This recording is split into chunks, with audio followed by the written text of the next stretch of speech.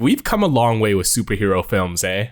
Yes. I feel like at the time that League of Extraordinary Gentlemen came out, when I was watching it last night, I found myself thinking, was the world ready for superhero team-ups when this movie came out? Is that part of the why this thing didn't perform as well as it should have? But then I saw the rest of the movie and I was like, oh, okay, well, I can sort of see why, it wasn't just a problem of like, it being ahead of its time. In some ways it was, but in other ways, definitely not. Yeah, so this came out 3 years after the first Bryan Singer X-Men and 2 years before Batman Begins. Yeah. So it's kind of like caught in this sort of weird time continuum. Yeah. Where superhero movies didn't know what they want to be, like really comic booky or like really gritty, dark realist. Did you enjoy it though? I enjoyed parts of it. I didn't. Yeah. As a whole, like there are a lot of things that are missing. I got to maybe halfway in and I was like, oh, it's falling apart now. Like I was really, Yeah. I was really impressed by, and we'll get into this, but I was really impressed by certain elements of it. But then the storytelling and the continuity and stuff started to kind of crumble around about the halfway mark, maybe a bit earlier. I still come away with it like enjoying it more than I expected, which I think is important. And I don't fully see why it flopped or is seen as a complete flop. Same. But it's definitely not like a hidden gem. I can't describe it to people as being like something that was maligned or not given its fair shake. I agree with you. So do you want to just dive in then? Yeah. All right. Let's go into the intro.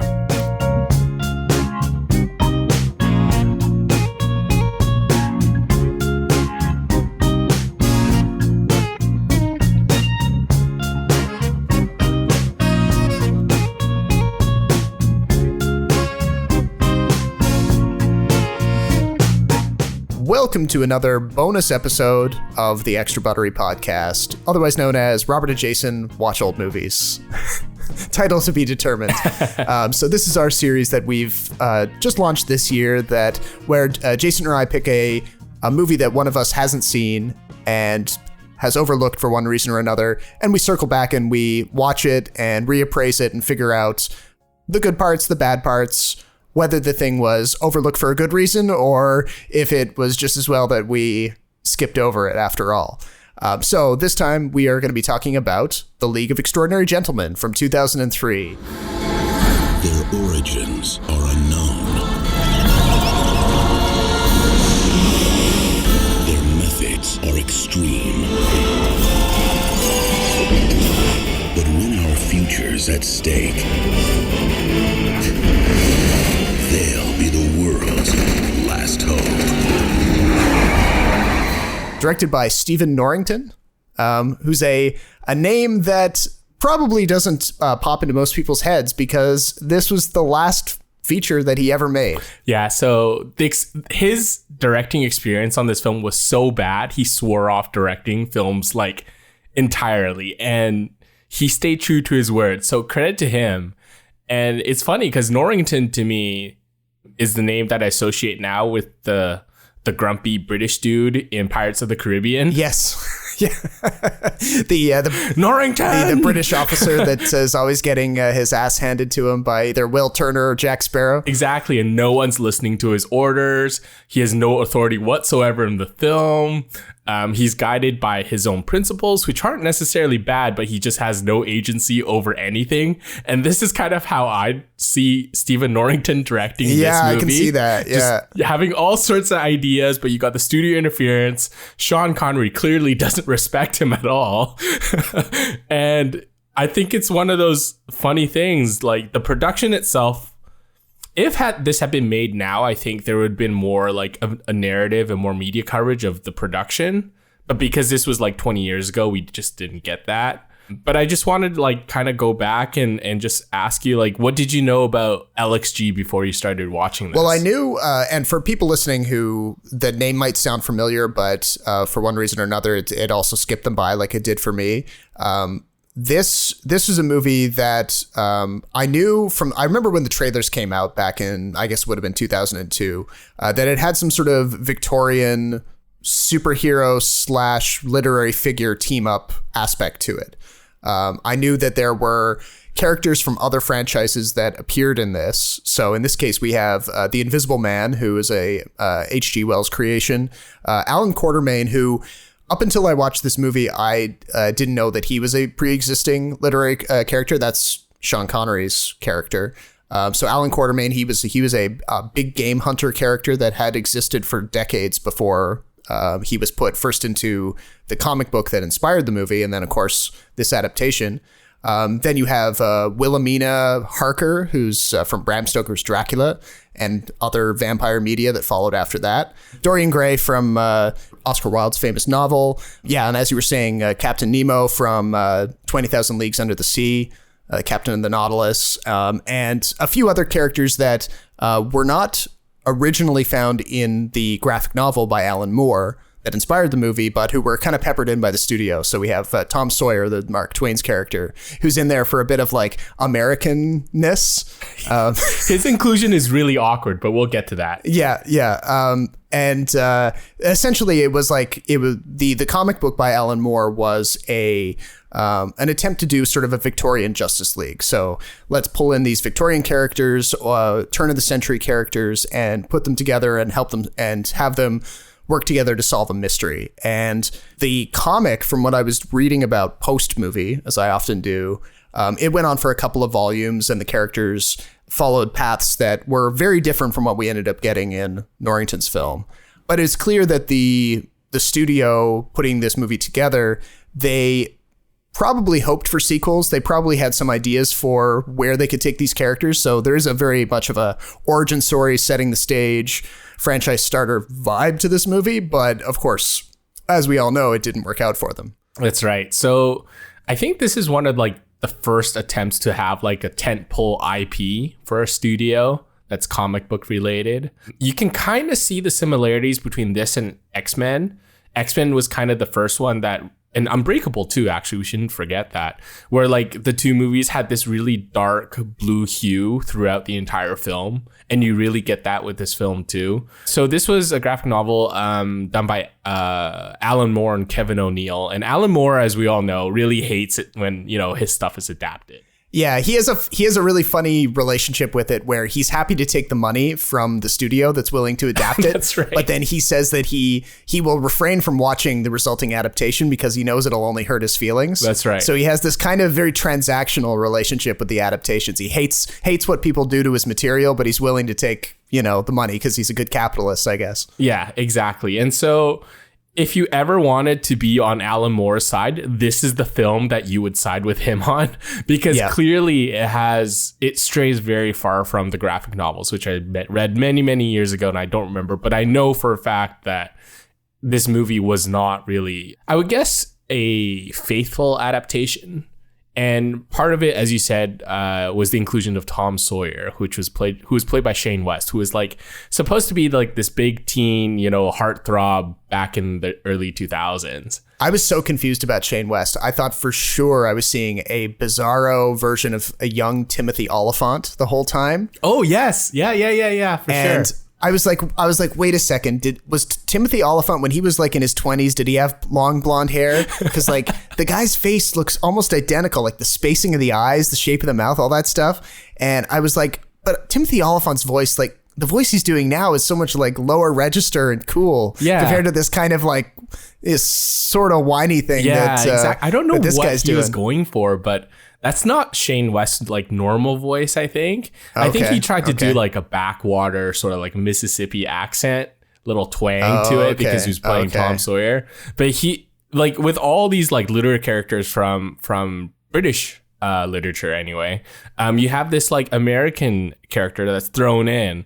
And reportedly it was because the studios wanted a character that American audiences could or want to really identify with. And of course, he plays the underdog young hero, right? Yeah, the one who ends up becoming Alan Quatermain's young ward protege.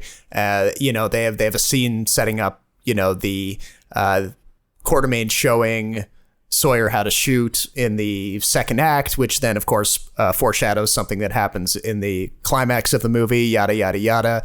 A lot of very transparent kind of plot mechanics being on display here. It's almost like you could see them taking little things off the screenwriter's shelf and being like, all right, a little dab of that, a little piece of this. So I guess we should kind of go over the plot. So set in 1899, it's about this formation of a superhero group called the League of Extraordinary Gentlemen, who are sort of recruited by the British Empire, by an agent of the British Empire named Sanderson Reed.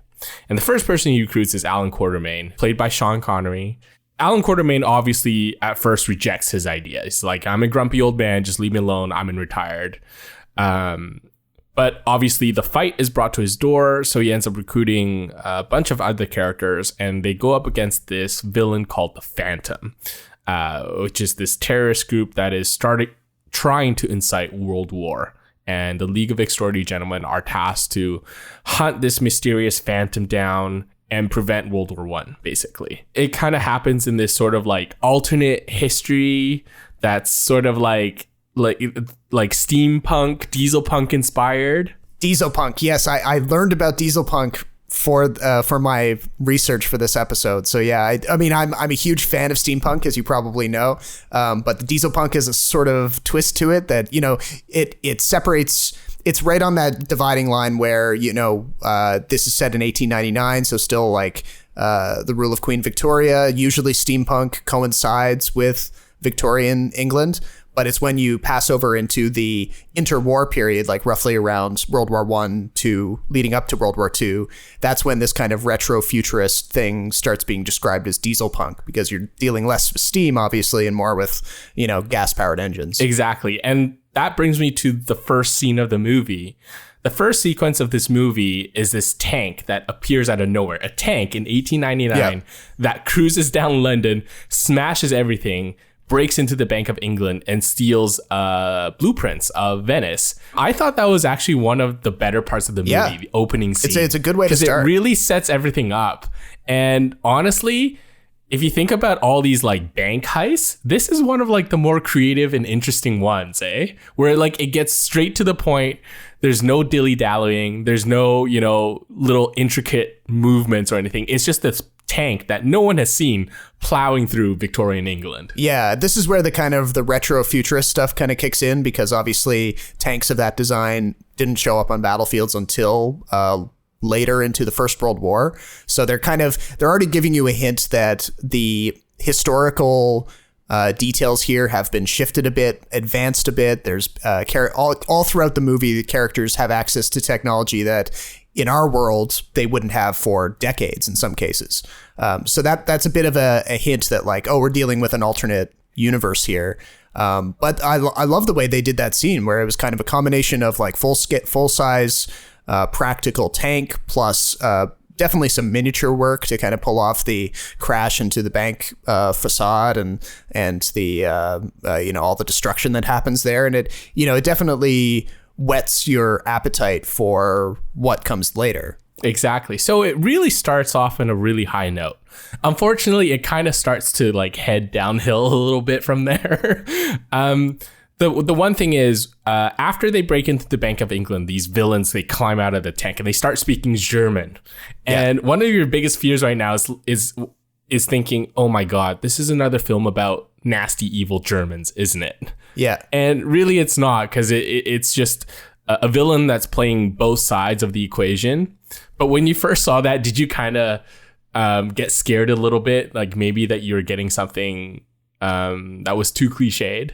A little bit, yeah, but they follow that up with a sequence where the same criminal organization breaks into a Zeppelin factory and blows up all the Zeppelins, and then all of the soldiers from the terrorist group are all wearing English uniforms then. That's right. So they kind of, if you had any concerns about that, they're kind of brushed away in the next scene, so that's okay. Yeah, that scene, by the way, is hilarious, because at one point the scientist says, these blimps are filled with hydrogen.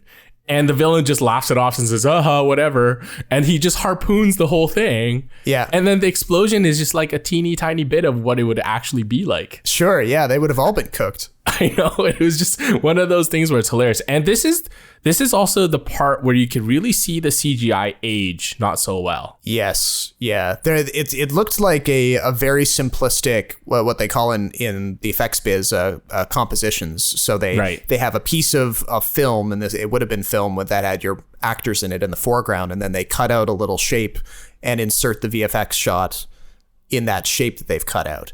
But in this case, it looked like they were using a very early digital version of that. And you could really see the seams in a lot of shots, not just in that Zeppelin scene, but also later on, like when they're when the heroes are going after the bad guy in their base. There's a lot of very obvious composition seams there. A lot of you can see a lot of this stuff, like in the movie, just barely holding itself together on a VFX level. And you could also see it in the first scene where they introduce Quartermain and the hunting lodge gets blown up. Yeah. And in the background, the hunting lodge gets blown up, but everyone in the foreground, all the characters, like none of them really feel the impact. They all just kind of turn around and go, oh my God, it's blown up. Yeah. I thought that was really funny. And also, like, when this movie was released, Sean Connery was kind of praised for like his acting and to be the only one who is, putting in his time, I guess. Yeah. But in rewatching this, I thought he was the worst. I thought he kind of mailed it in.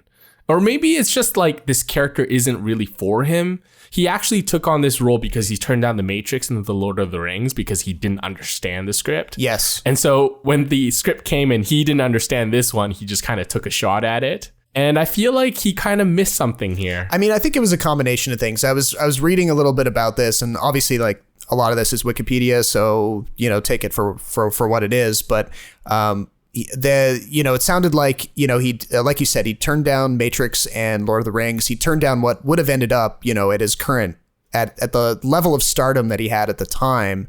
If he'd gotten some first dollar gross or back end type deals on those movies, somebody crunched the numbers and estimated he would have made $450 million off of an involvement in either Matrix or Lord of the Rings. And in the case case of LXG, he ended up agreeing to the role for $17 million. So that's right. Financially, it was already a bit of a loss for him in that sense, or at least a missed opportunity. And then, of course, when the stories about the fights that he was getting into with Stephen Norrington on the set, when those emerged, he talked about how the experience on the set made him kind of give up on acting, reconsider his time with show business and his experience with it, and whether or not he was really enjoying himself. So I wonder, like, was he coming into this movie already kind of feeling worn out by Hollywood and worn out by show business, and then of course fighting on the set didn't help things, so that had to impact his performance. Yeah, I think so too. And honestly, other than being James Bond, I don't think I've ever really seen Sean Connery in a role where I thought he was mind-blowingly good. Even when he was in The Untouchables. Have you seen that one? Oh yeah. Yeah, I didn't think he was that standout. And every movie he approaches with his Scottish accent anyway. So, I mean, he's supposed to be this British dude, but he sounds Scottish through and through. Oh yeah, he could never mask the accent. I mean, yeah, He did have that one iconic role of James Bond, and obviously he put in a lot of professionalism into his roles that followed after Bond. But you're right, like, sometimes you find yourself questioning how emotionally involved he is with the material. And so after we're introduced and the whole sort of conflict is set up, we get thrown into the recruiting process right away. And so because this was supposed to be the first of, supposed many sequels, we had to build up all these and introduce all these new characters. And even though we know them by name, in this particular film, they're all very different from the source material. The movie has to do a lot of work to kind of explain, like, oh, you might know these characters from literature, but you have to understand what their powers are to understand what role they're going to have in the group. So we get first introduced to Captain Nemo, who is, I think, the coolest character in this entire group. Yes, I agree. He has the coolest sub, which actually looks like a literal knife through the water. Yes, I love. If there's one thing that I leave this movie with, it's a love for the production design, both the outside of the sub, just the design of it, And the CGI of which is probably some of the best aged stuff. Yes. Like in terms of what they could accomplish. When it's inserted into certain scenes, it doesn't always look like it works, but when it's on its own in the frame, it looks good. But then the inside is beautiful. It's like this Persian palace in the sea. And, thinking back to other screen representations of the Nautilus sub, which are often just like, a very utilitarian or Victorian looking kind of submarine. This is a very it looks like a great place to hang out and have a superhero team, And it's honestly cool because they've got these engravings on the side that sort of represents a squid. Yeah. And then there's this part where the villain, the turncoat, escapes in the Nautilus pod. Yes. And it looks like one of the eyes of the squid pops out, and then spikes pop out from the other sides, and it becomes sort of like a hemisphere that you can ride across the ocean. I thought that was one of the coolest things ever too. Yeah. So, big props for that. If there was one thing to check this movie out for, it would be the Nautilus scenes. And I did honestly later on the Nautilus suffers some damage in the end of the second act or whatever. And I was feeling for it. I was like, man, they better not blow up this thing. I know, right? Because it's way too cool. And also Captain Nemo has something that was dubbed the Nemo-mobile. Yes. Which is this 20-foot long 6-wheeled car that he gets chauffeured around by his first mate, who is obviously named Ishmael. I thought the Nemo-mobile looked awesome as well. Oh yeah, it totally matched the stylings of the sub, but then obviously they're driving around in this tricked out car that shouldn't exist in this timeline. Yeah. And I loved how he goes, "I call this the automobile." Yeah. So not only is Captain Nemo a pirate, he is a great inventor in this universe. Totally. And he's also one of the best hand-to-hand fighters in the whole thing. He holds his own against some really tough enemies. So and he's so classy. Every line he delivers is so classy, And then we're introduced to Mina Harker, who is from the Dracula books, and her husband is partners with Van Helsing. I think that's the connection. Yeah. I had to double check this because I rewatched Francis Ford Coppola's Dracula a couple of months ago just for something to do. Oh, nice. And so the Mina Harker obviously has a very big role in that. She's played by Winona Ryder. Keanu Reeves plays Jonathan Harker, her husband. And I had to double check because both in the novel and then in Francis Ford Coppola's version, Mina does get bitten by Dracula. And there are various reasons why Dracula is interested in her. It changes depending on which story she pops up in. In books and comics that have come after the Bram Stoker novel, Mina Harker has gone through various incarnations where sometimes she's just a innocent victim, other times she does become a vampire. So clearly they decided, they needed to give her some sort of combat abilities for this to, I guess, have her make sense as part of this super group. So the Mina Harker that we get in this movie is a vampire. She has the ability to transform into a cloud of bats and to do hand-to-hand combat and survive being stabbed through the chest and all the fun vampire stuff. And she's also a scientist. She plays around with beakers and test tubes. Weird chemicals. Yeah, which doesn't really play into the plot at all. It doesn't, not at all. That was a bit of a weird one. Yeah, so you have an engineer in Captain Nemo who has all these resources and a scientist who does nothing. It's kind of huh? Why? And then we're introduced to the Invisible Man, who is named Rodney Skinner, not the original Invisible Man, because I believe the copyright still belongs to H.G. Wells at the time. At the time, yeah, they were worried about a suit. Yeah, exactly. And so they couldn't use the character, the original character. And so Rodney Skinner is a person who steals the invisible formula. And I have to say, for 2003 standards, I thought the part where he rubs the white paint on his face to show himself. Yes. in the introduction scene was very well done. Except in all the other scenes, it's clear that in the costume department, they just spray painted his face. They didn't bother with the CGI because it was too expensive. But what happens is... Yeah, they only did the floating face for like maybe 4 or 5 shots, and then they got tired of it.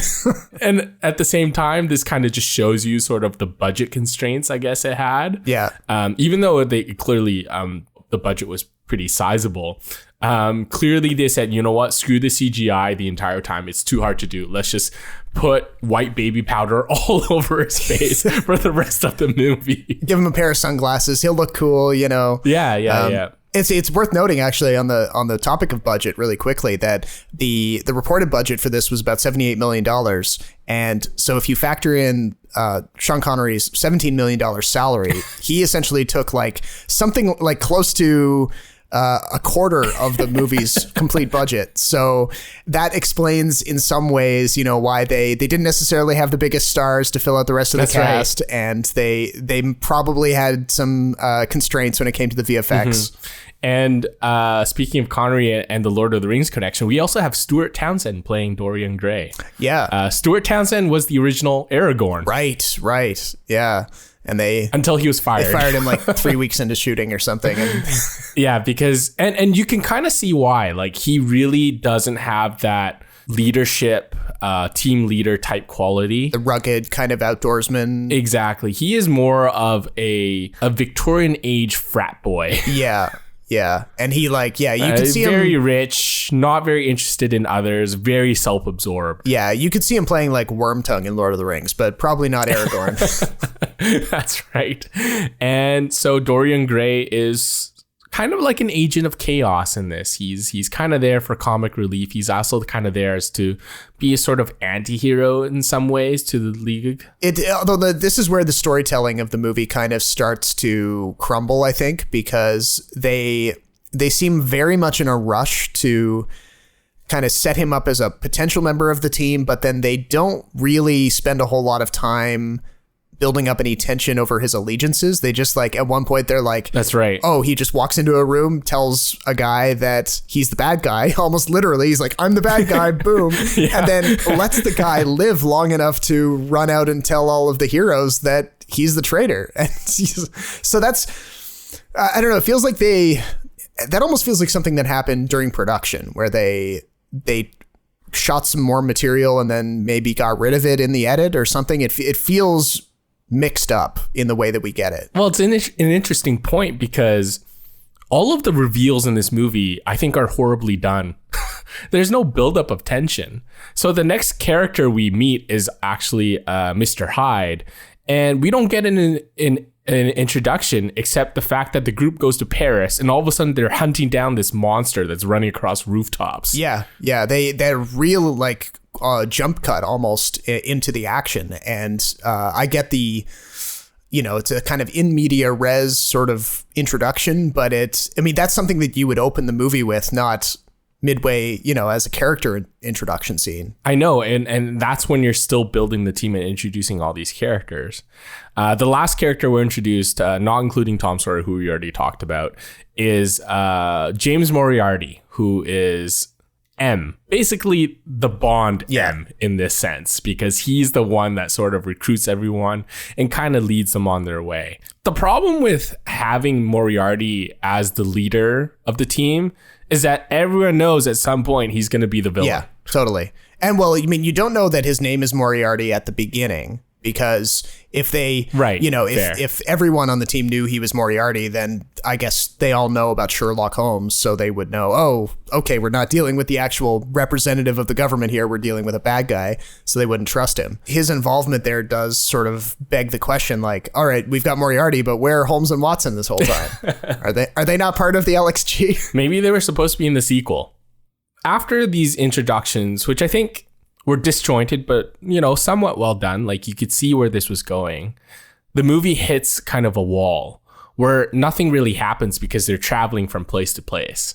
on this sub. Yeah, they spend a lot of time on that beautiful sub. Like, well, why wouldn't you either, though, right? Like, to be fair. But yeah, you're totally right. Like, the villains disappear from the story, and we're just on the sub for like a whole act. Yeah, exactly. And it's just conflict after conflict. Tom Sawyer's trying to hit on Mina Harker. Mina Harker doesn't want to have anything to do with it. There's some sort of weird sexual tension between Mina Harker and Dorian Gray. Yep. Alan Quartermain has Tom Sawyer as a protege. Captain Nemo is just his cool old self all the time anyway. And Jekyll and Hyde has this like eternal conflict with himself between man and monster, which I thought was actually fairly well done. Like, he seemed to be the only character that had any sort of real arc. Yes, I agree with that. I mean, you could argue that maybe they took a few ideas from Andy Serkis in The Two Towers, but of course he did. Because the movies were being developed at the exact same time. So, honestly, it's a little bit. Well, the books predate this like for but forever, the idea of having Jekyll and Hyde able to talk to each other in one scene and have alter egos that are sort of in communication. I mean, that feels a little bit too similar, but ultimately, like, it does end up enhancing his character because at least he has some sort of internal conflict that you're aware of. Yeah. And this is another part where like you could see the budget restraints coming in because you never get to see the transformation from Dr. Jekyll to Hyde or vice versa in its entirety. Yeah. He kind of like, there's a flashbang and then he kind of changes shape. And then there's another flashbang and he kind of changes shape again. And it all looks really cool because it looks like it was all practical. And I think most of it must have been. It looks like they built like maybe 3 or 4 different latex prosthetic like suits, hands and in different stages, and then they kind of jammed Jason Fleming into each one. And exactly, but you don't see like the smooth transformation like you see in the Marvel movie now. Where like Bruce Banner starts turning green and starts turning huge. Yes. I actually thought like when you have sometimes a budget constraint and you have to think of different ways to show something, I thought this was really clever and well done. Yeah, of all the possible things, like I think they prove later in the movie that excessive reliance on CGI for that type of character ends up biting them in the butt later on. Yeah. So I think they definitely made the right call here where they said, all right, we don't think that we could do a convincing CGI transformation here, so let's find a different visual way to do it. And as in any movie, the heroes have to suffer some sort of defeat or before they face the final test. And this test that they come to in the middle of the movie is the bombing of Venice, which makes no sense whatsoever, by the way, Rob. I had no idea what was going on. That was a messy scene. We know where they're going as the scene begins, and Nemo very comically drives the Nautilus all the way up into the canals of Venice for reasons I don't fully understand. And they disembark and they have all these crews of Nemo's sailors going out, and a few of them are wearing like old-fashioned diving suits, and I was like, oh cool, okay, we're gonna have a scene where they go underwater. They're looking for these. You don't see that. You expect them to go looking for these bombs that they know the villain has set because he's trying to blow up Venice to spark the war. That's kind of his idea. But then as soon as they disembark, you can tell that they're in a set. They're on a soundstage somewhere, and they've got these walls set up. And then they're like, "Uh-oh, we're too late," and they see that the bombs have started to go off. So then they kind of scramble around. There's no tension, or again, we were talking about tension a little bit earlier. There's no tension for this possible calamity. It just starts. And they're like, oh, okay, what do we do? And then they hop in the car and they go zooming off. And their idea is to like, okay, we're going to use the car. We're going to track the car with the sub. And we're going to race the car over to where we think the bombs are going to be. And then Nemo's going to launch a torpedo at the car, which will like preemptively explode one of the charges. So the chain reaction of the explosion can stop. Yeah, that's what I don't get. Like, how do you stop a chain reaction with a bomb? Yeah, Like, does blowing up the mother bomb prevent all the other bombs from going off? I never understood that part. Yeah. And it's just hilarious watching Sean Connery and Shane West drive this Nemo mobile around and just without any real purpose. And at first, Mina Harker and Dorian Gray are in that sort of foursome in the car, and then each of them just kind of like jump off the car at various moments and go their different ways. Yeah, Dorian Gray goes and like stabs a few guys with his stick, and Mina turns into bats, and then but they're driving them through these like totally empty streets. Wherever they go in this movie, there's never anyone around. And also, if you look at the architecture of Venice, a 20-foot long automobile has no like practical use whatsoever. No, not at all. You cannot turn anywhere. Definitely not. So, yet the movie insists that, they're pulling all these wild corners, busting through porticos, ramming through fruit carts, even though there's no people around selling fruit. But anyway, there's a lot of debris going around, and then the bad guy has got all of these sharpshooters up along the rooftops, and that's who Mina's going around, draining of blood or whatever she's doing. Sharpshooters holding automatic machine guns, which is just kind of odd in itself. Yeah, right? And yet they never hit anything. Of course, I mean this movie has it definitely it's on the short list of stormtrooper type characters with the worst aim.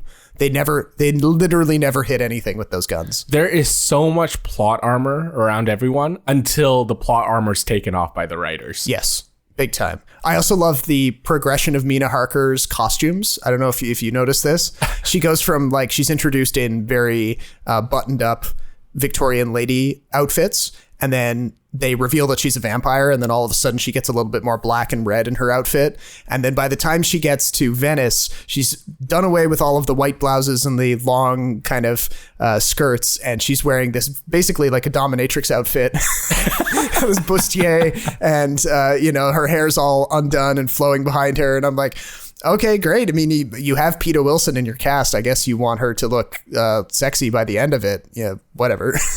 Yeah, so I remember there's a small controversy in the post-production marketing campaign where clearly there was evidence that Mina Harker or Peter Wilson's character was photoshopped in a lot of the posters where they had increased the size of her boobs. Right. I mean, could you imagine that kind of controversy today? Oh yeah. My God, this movie would get canceled so fast. Yeah, well, there was an actress recently who was complaining about that. She was pointing out like some old movie that she did, and she was like, I mean, she was just baffled that they would make that call in the poster design. But also like, I mean, speaking of that, have you seen the newest posters for Black Widow? Because Scarlett Johansson does not look like Scarlett Johansson. No, yeah, they're still doing. I think Scarlett Johansson actually pointed out some of those posters herself. She, in an interview, she said, "Yeah, I don't know what the guys in the poster department are up to." Yeah, and I don't understand this constant need to change everything and change it to the point where like the actors themselves are unrecognizable. Yeah. There's creative license, and then there's just, manipulation, Yeah, that's true. Anyway, back to the movie. So one of the things about this movie is that if the writers wanted anything, explosive to happen, they just plant a bomb. And so not only are the bombs planted in Venice, there's a bomb planted in the Nautilus as well. And that sort of brings the end to the second act, where the heroes are defeated because they're stranded in the middle of the ocean with a broken submarine that somehow gets fixed within a matter of hours. Yeah, it basically seems like, they pull off a rescue, they pull off an emergency draining thing. So they figure out how to pump all the water out with some help from Mr. Hyde. And then, they surface, and then Nemo's team of crack repairmen go to town, and they're ready. And that's it. Like, the obstacles overcome. So I rewatched this just recently for this pod, and I remember going, that didn't seem as egregious the first time, but the second time you watch it, you're just like, well, what the hell was the whole point then if they're just going to get over this within minutes?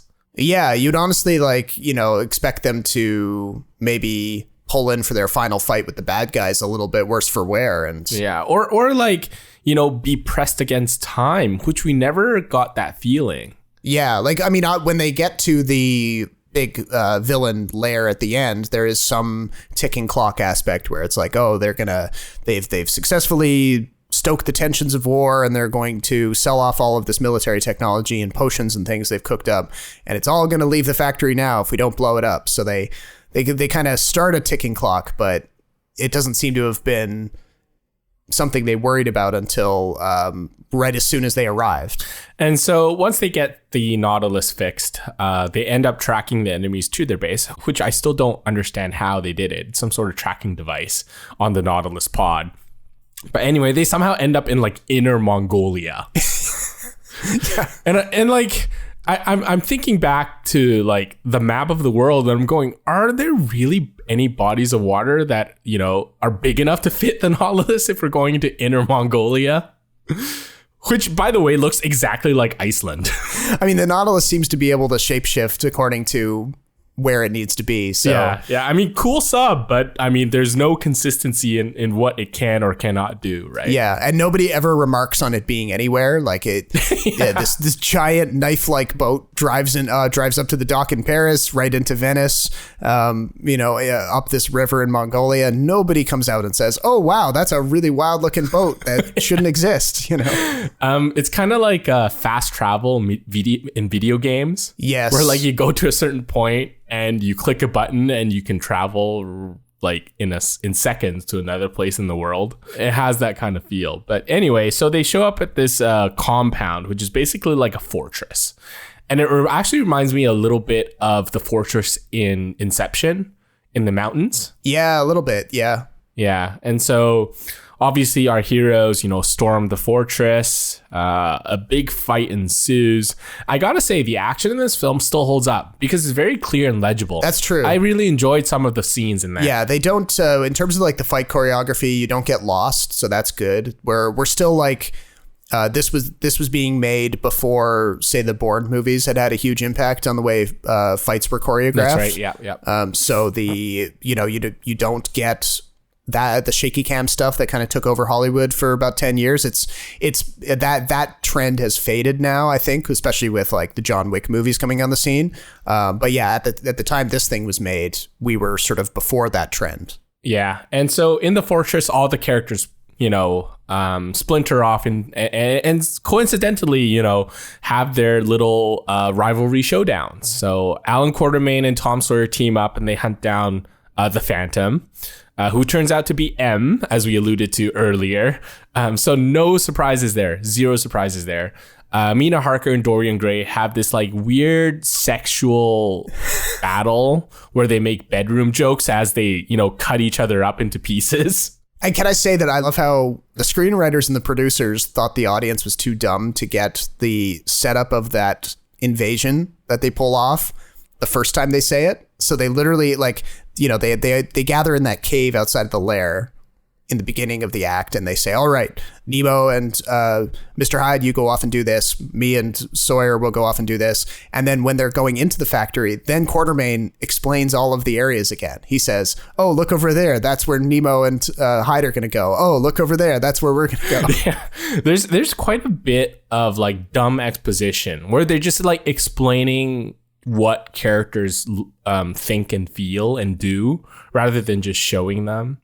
I thought the most hilarious moment was sort of the relationship between Quartermain and Tom Sawyer, where Tom Sawyer is supposed to be this like really bad shot with his gun, and Quartermain's one of those like one shot, one kill type snipers. Yep. It's so cliched, but you can see it from a mile away when the Fantom escapes from the fortress. Of course, after Quartermain is injured and can no longer continue the mission, Tom Sawyer takes over and makes good on this long rifle shot. I kind of hated that ending because it makes, again, the villain looks like such a punk. Yeah, I mean, it not only is he a coward and he runs away, but the use of that trope of like, okay, we saw you practicing the shot in the second act, and now you're going to be able to finally pull it off in the third act. Very rote, very familiar. It would have been funnier if he like missed the first, like it was a double-barreled rifle he had, so it would have been better if he missed the first attempt, but then got it on the second one, you know.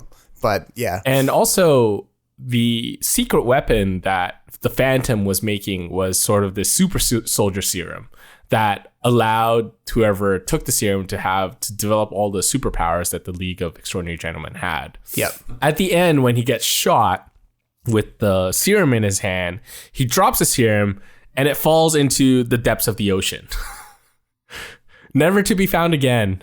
And I always thought that was always one of like the worst ways to deal with something that is potentially dangerous. Like, why risk all your lives just to be like, it's in the ocean, forget about it. Yeah. I mean, I couldn't tell if that was if that was some sort of sequel setup where they were going to say, oh, and if we get a second movie, we'll have a character, step down and grab it, and then they become the villain of the new piece, or if that was just like, very facile kind of screenwriting where they're like, oh, okay, this not only is the bad guy dead, but the threat to the world is sinking below the waves, wipe your hands of it. Right. Quick tangent.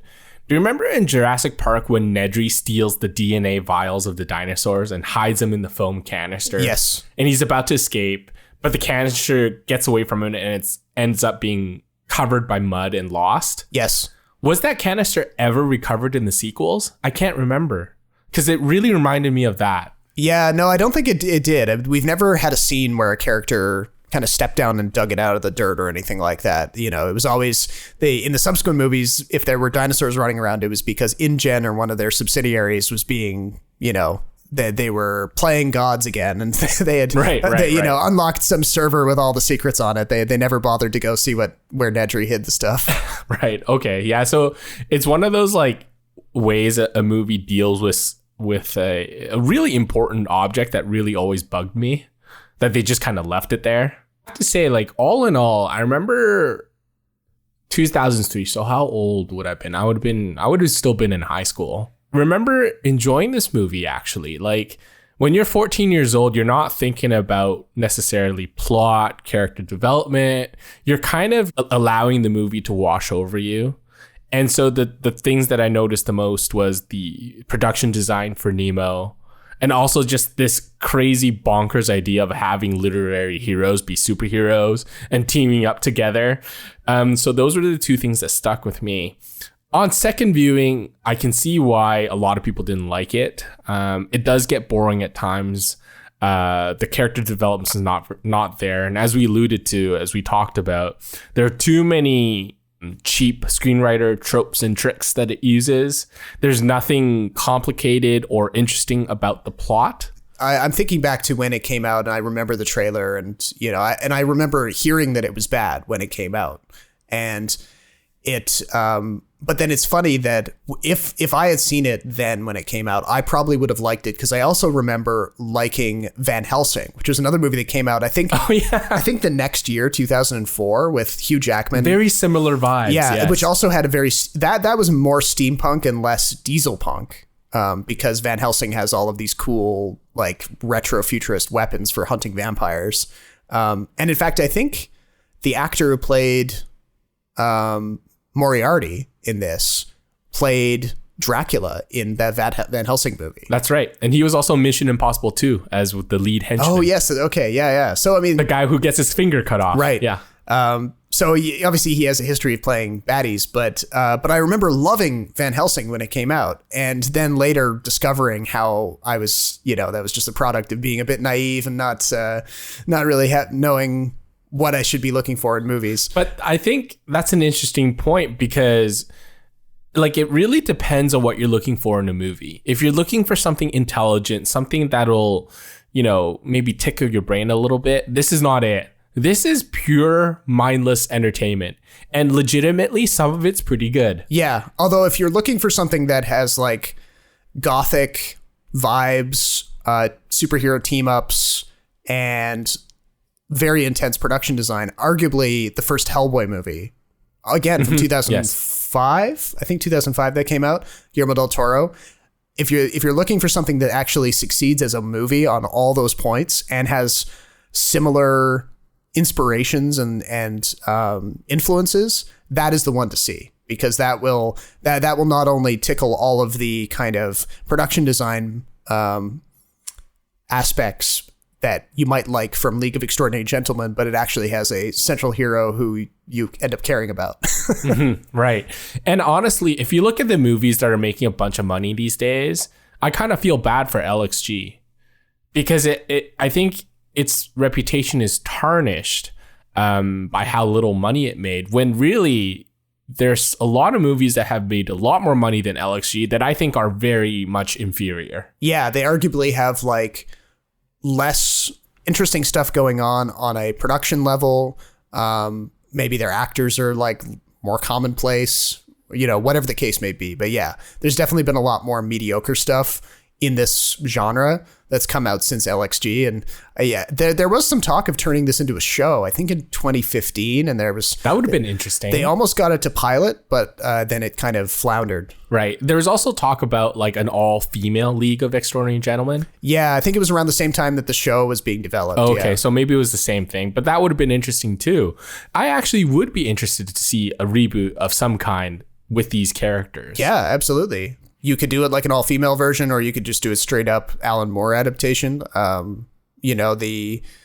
we've seen, certain comic books lend themselves better to serialized formats than they do in movies. Right. Who knows? Maybe we'll finally get we would finally get an adaptation that Alan Moore would actually want to see and be proud of. Yeah, that's impossible. Come on. I think he liked Watchmen. No, he didn't. I thought he was impressed with how they kind of not Zack Snyder's Watchmen, but the show. The show. Okay. He liked how Damon Lindelof, instead of just adapting the comic directly, he kind of created a sequel of sorts. Yes. Spiritually speaking, the Watchmen TV series is much closer to the Alan Moore original material than the Snyder movie. Right. Because a lot of the themes that are presented in the graphic novel are extrapolated and sort of brought further into the TV show. Exactly. And to a natural point. Like, it wasn't just Lindelof making shit up. It was good shit. But I was just about to say, like, a superhero movie has evolved so much. In this movie, it was very much a Akira Kurosawa protagonist recruiting his super team to fight a supervillain type movie with just superhero characters thrown into it. They're all archetypes, they're all stereotypes. But now our superhero movies have these fully formed characters that very much have their own agency and kind of they tell the writers where the story goes. Right. And it's not so much about the, like, it's almost like audiences are no longer impressed by superhero team-ups because we've already seen a bunch of them now and we've seen them done well. So it's almost like writers are like, okay, we can't just randomly toss a bunch of people in a room and call it a day. We actually have to think about who these people are. If this was a modern day franchise, we would have gotten standalone films for Tom Sawyer, Alan Quartermain, Invisible Man, all these stuff, and then have the League of Extraordinary Gentlemen as like the Avengers type team up. Well, you would hope that they would do that, but we've seen that like DC and a few others, sometimes they jump do the it gun backwards. Yeah. Was there like a certain part that you felt that you really enjoyed or felt really just made you facepalm? Well, like I said, I love the stuff on the Nautilus generally. That was my favorite stuff. Facepalming had to be the Venice sequence because it really felt like the thing was falling apart in real time. And there was almost like an improvisational vibe to it, almost like they just had all the actors show up in the soundstage and they're like, all right, we're just going to throw stuff at you and see what happens. So funny story about that scene. I don't know if you read this, but so when all the superheroes walk off the sub, they're supposed to have the hero shot. Right. And Norrington supposedly wanted to make them do it a couple times so he could get the perfect one. Right. And apparently this ticked off Sean Connery. And Sean Connery said something to Norrington, and Norrington supposedly shot back and said, listen, if we're paying you $17 million, this is like nothing. Yeah. Like, just do it. You're getting paid a ton of money. Just do it. And apparently from then on, Connery and Norrington were no longer on good terms. Right. Connery said something. He had a comeback that apparently can't be printed on in media at all. It was that bad. I wish somebody would break that taboo because clearly, I mean, like these days, people don't really care about that kind of thing. That's true. But I thought that was a really funny anecdote about that scene. Also, I was always kind of disappointed how they handled Mina Harker's character. who is too often the butt of stupid sexual misogynistic jokes. Yeah, it's very late 90s-esque in some of this stuff. And did you real quick, did you catch the her magical transforming hairdo? No. What? So, spoilers ahead if you care, but there's a bit of a fake out death where Dorian Gray stabs her. And you think he's got a stake to the heart right in the climax of the movie, but then she revives because she's a vampire.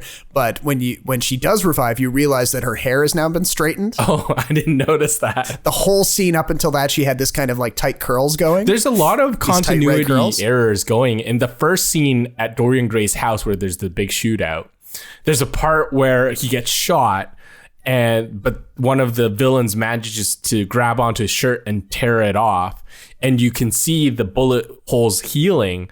But in the next scene, in the following scene right after, his clothing's immaculate. Yeah, so either he did a quick costume change upstairs, and that was like a big priority for him in that moment, or they shot that at some other time and didn't notice. Yeah. I thought that was really funny, but I thought Mina Harker was an interesting character on her own. I think you could, like we were saying, like if you did it as a TV show in some sort of remake and it was an all-female cast or all-female leads, you could have her as the leader of the team, because from what I was reading in the Alan Moore comics, she and Quartermain are kind of like a co-leads of the LXG in the comics.